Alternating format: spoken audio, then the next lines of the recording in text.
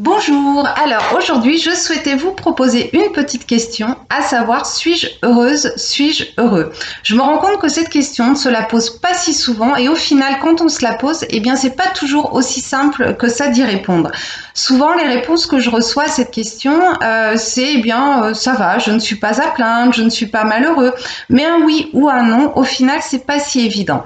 Alors déjà, posez-vous cette question, suis-je heureuse, suis-je heureux?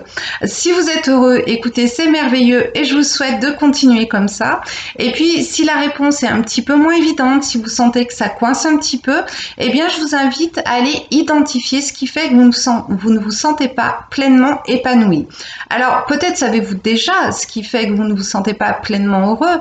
Avez-vous peut-être conscience de la situation de vie ou de la relation qui pose cette disharmonie en vous ou peut-être pas. Et dans ce cas-là, eh bien, je vous invite à balayer chaque domaine de votre vie, que ce soit la sphère professionnelle, sentimentale, familiale, et de vous poser la question à chaque fois et de vous répondre avec honnêteté.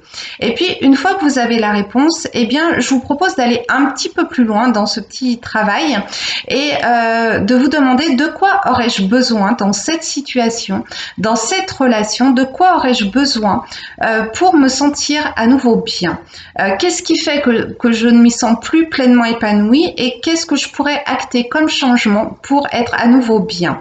Alors, vous savez, parfois, c'est de tout petits changements. Il n'y a pas toujours besoin de grandes choses. Ça peut être simplement au sein d'une relation, eh bien, le fait de s'être laissé un petit peu envahir par la routine, les obligations du quotidien, et on oublie de nourrir le lien, de nourrir la passion, la relation. Dans la sphère professionnelle, ça peut être peut-être un besoin de se voir confier de nouvelles tâches, d'acquérir un peu plus d'autonomie. Et puis après, ça peut être effectivement des changements un petit peu plus grands. On peut aussi se rendre compte qu'au final, on a fait le tour du poste que l'on occupe actuellement, on a fait le tour de l'entreprise, voire peut-être même on se rend compte que la profession que l'on a exercée jusqu'à aujourd'hui ne nous correspond plus vraiment. Et là, effectivement, ça demande d'acter des changements un peu plus grands. Sur le plan relationnel, que ce soit sentimental ou amical, ça peut aussi être des changements un petit peu plus grands. On se rend compte que on ne se sent plus vraiment en accord dans certaines relations amicales, où on ne se sent plus heureux avec la personne avec qui on partage notre vie. Et là, eh bien, ça touche l'affect et je ne vais pas comparer, mais c'est une autre difficulté et c'est vrai que ça peut parfois être un petit peu douloureux. Voilà, mais il est important de se demander dans ces cas-là, qu'est-ce qui fait que je reste dans cette situation, qu'est-ce qui m'empêche d'avancer et d'en sortir pour me permettre d'être heureux à nouveau. Voilà, et je vous propose vraiment de vous poser cette question au final assez régulièrement, parce que en le faisant régulièrement, ça permet d'amener régulièrement des petits ajustements si besoin, et de maintenir l'équilibre, l'harmonie dans nos relations, dans nos domaines de vie et d'être vraiment en accord avec ce que l'on vit.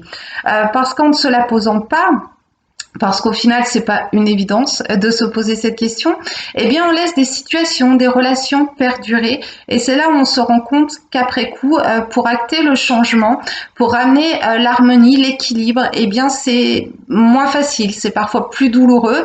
Et puis, ça demande de plus grands changements. On le sait tous, le changement, ça fait un peu peur. On a peur de l'inconnu.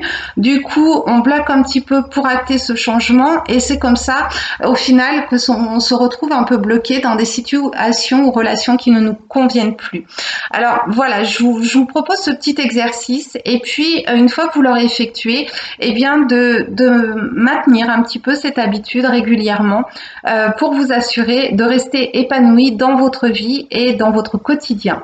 Voilà, et bien écoutez, j'espère que vous serez nombreux à répondre oui à cette question. Je vous le souhaite en tout cas, tout comme je vous souhaite de trouver les solutions et d'acter les changements vous permettant de retrouver l'harmonie dans votre vie.